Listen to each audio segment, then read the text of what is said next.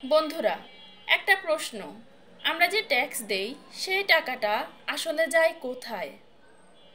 আমরা বছরে কোটি কোটি টাকা ট্যাক্স দেই, সরকারকে দেই, নানা সেবার নামে দেই, বাড়ি, জমি, গাড়ির নামে দেই। কিন্তু রাস্তা ভাঙ্গা কেন? হাসপাতালে সেবা নেই কেন? স্কুলে শিক্ষক নেই কেন? আমরা ট্যাক্স দেই কিন্তু সুবিধা পাই না। এটা কি আমাদের দোষ?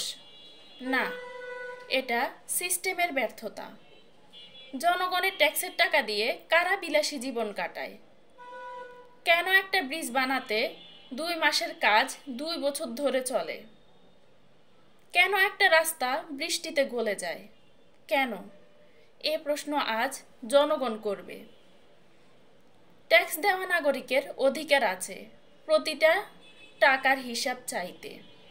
হাসপাতাল, রাস্তা, শিক্ষা, আইন সব কিছুতেই জনগণের অধিকার সবার আগে। সেবা না দিলে প্রশ্ন করবেন, জবাব চাইবেন, কারণ ট্যাক্স জনগণ দেয়, সুবিধাও জনগণ পাবে। বন্ধুরা, এখন সময় কথা বলার। আপনার ট্যাক্সের টাকা কোথায় যাচ্ছে এটা জানার অধিকার আপনার। চুপ থাকবেন না, সচেতন হন আর এই ভিডিওটা শেয়ার করুন, কারণ সত্য চাপা থাকে না। ফলো করুন Law Help BD Legal and Firm Service, আর ইউটিউব থেকে দেখে থাকলে সাবস্ক্রাইব করুন। ধন্যবাদ।